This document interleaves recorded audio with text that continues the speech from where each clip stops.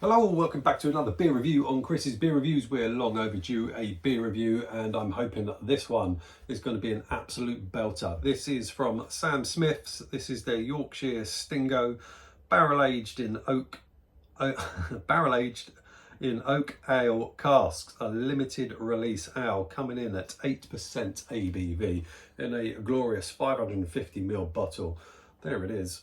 Beautiful artwork. Really do like that artwork on there. This has been around for a number of years, many years I believe, and I think that label or the artwork, the label has had a few iterations over the years, and this is one that I've been waiting to have for years. I've never ordered it directly from Samuel Smith's, but I was in Norfolk a couple of weekends ago. We were away in the camper van and we weren't far away from Beers of Europe and they had it, so I had to buy it. Probably should have bought more than one because I'll imagine this is going to be a really glorious beer. I certainly hope so. I'm a big fan of Sam Smith's brewery. I pretty much love all the beers that they do. They just get brewing. They just get it right. They do traditional stuff that they just get absolutely right. Their organic lager I think is fantastic. Their organic chocolate stout I think is fantastic. Their oatmeal stout is fantastic. Their India Pale Ales, etc., are all really good beers and are generally coming in at good prices. They have started to creep up in price recently. One of my subscribers mentioned this a while ago that the prices were going up, and they have started to increase. This has got a use by date of the 21st of March 27, so I'd imagine you can age that as well. But there you go, there's enough talking. We're almost 2 minutes in, we haven't even opened it, but let's get on with it. I'm really excited for this one. So many times I get really excited about a beer and then feel a little bit let down by it. I'm hoping that this isn't going to be the case with this beer. It says serve best at 11 degrees C. I have allowed it to come up to temperature. I did have it refrigerated, but I've left it out the fridge for a little while to come up to a temperature. We're going to put it in a Sam Smith's pint glass. Well, let's get on with this. I really am expecting this to be a banging beer. So like I say, it's one that I've been wanting to get hold of for a while, and now I do. So let's pour that in there. Let's pop that just there for your viewing pleasure. There's still a bit left in that bottle, but let's have a look at the colour of that. Looks glorious, very clear, good carbonation going on, little off-white head, but lots and lots of carbonation. This is a nucleated glass, I believe. Here it is, but only a small etching on the bottom.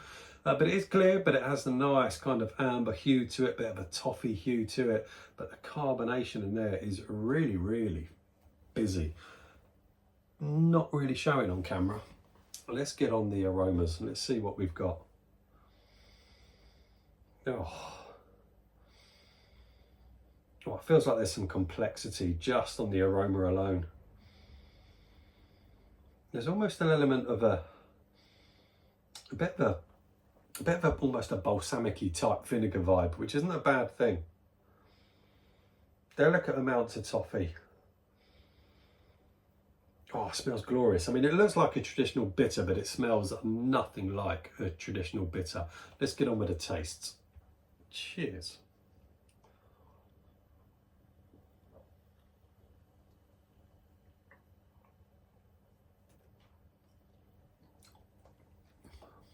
Oh.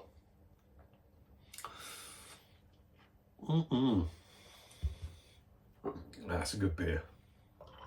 Let's get the rest in. Make sure it's all in there. A little bit of warmth. It's been a glorious hot day today. I love the hot weather. Absolutely love the hot weather. And you could say this is maybe more of a winter beer. Only 2 nights ago, I think I drank a bottle of the Sam Smith's Winter Ale, which I just think is a great ale all year round, not just at winter. And again, this is the same. It's a nice end of evening beer, this one.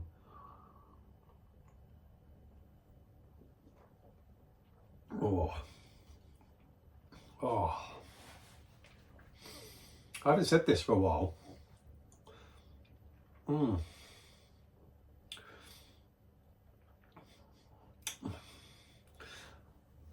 The lack of voice says it all. It's one of those beers God, I really haven't said this for a while, of a beer that makes you just kind of go, oh, yeah, just makes you feel instantly relaxed because of how good it is. And those beers that do that to you, that make you just think, oh, yes, you just know that that's a good beer. The mouthfeel's incredible. The carbonation that was really busy in the glass, it is still quite busy in the mouth, but it just works. The 8% gives you a little delicate warmth, but nothing horrendous. It has got a lot of kind of raisin type vibes, dark fruit vibes that feel like they've been soaked in something boozy. Oh.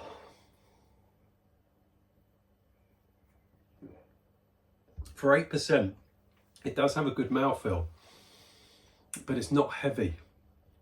It really isn't heavy. There's a beautiful sweetness in there. A lovely, lovely sweetness. There isn't glucose syrup sweetness.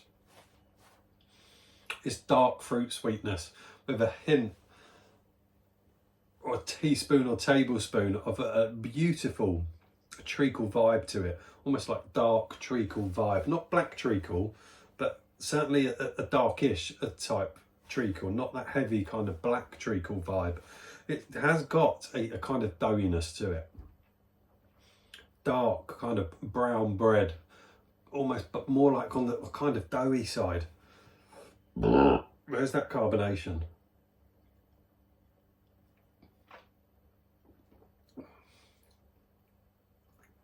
Oh, that's a superb beer. Absolutely superb. And seriously, seriously drinkable.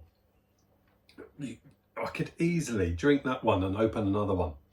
And then probably another one. And then you're going to be in a lot of trouble because it is 8% ABV, but it is ridiculously drinkable. Absolutely obscenely drinkable. That sweetness kind of, you pick up on that kind of oaky vibe with that sweetness, with that 8%, and it just works beautifully. It is so well balanced. A really, really well balanced beer.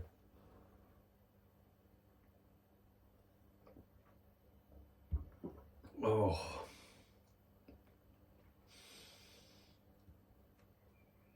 Covers your mouth, but gently. It's not thick, it's not oily or anything like that. It's just got a good, just coats your palate. Straight away you hit that kind of dark fruit vibe.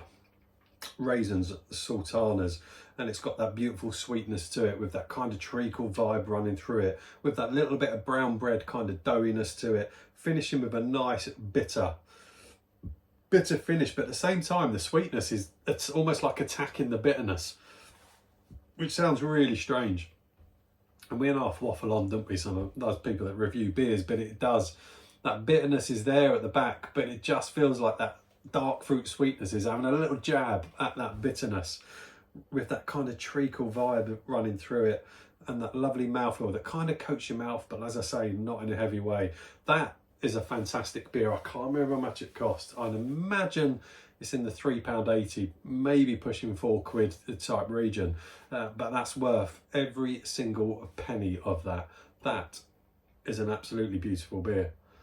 That is something I'd buy again. That is something that I'd highly recommend. That is something that I would like to get another one, put it in a dark box and put it up in the loft and leave it for a couple of years and see what happens, because I think that would age beautifully and just get better and better as it gets older and older. There you go. That's a glorious beer. If you've had it, let me know what you think about it. Of course, I recommend it. Absolutely recommend it. Have beers if Europe got any left in stock? I don't know. I bought it a couple of weeks ago. There weren't a huge amount on the shelf that I can remember, but go and have a look. It's glorious. That is an anytime beer for me. That doesn't need to be a winter beer. Bearing in mind it's been a beautifully hot day today, and that is going down a treat. There you go. I haven't done an almost 10-minute video in ages, so that speaks volumes. I'm done. See you all soon on another one. Take care. All the best.